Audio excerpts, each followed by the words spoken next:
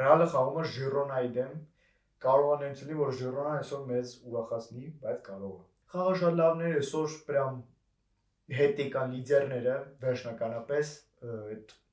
3-0 Չելսի ռեաբիլիտացվանք, հասկացաք ինչ ուզում ասի ես։ Նաև այսօր Օլմոն վերջապես լավ խաղաց, հիմա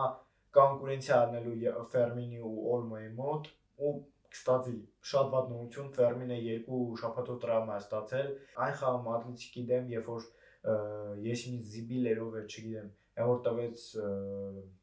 Ֆերմինի ոտը ջարդեց, հետո Չելսի հետ խաղում էտի ավելի վատ եղավ, որտեվ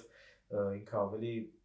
ցավոտ տրավմա ստացավ, բայց Օլմոն ցույց տվեց, որ այսօրվա խաղով ինքը ցույց տվեց, որ վատ չի վիճակը, իհարկե մի հատ պայի պրոստը 5 մետրից 3 մետրից էլի չկացավ տաշի, պրոստը հիվանդացել են արդեն այն ինվալիդից без կոմենտարիև։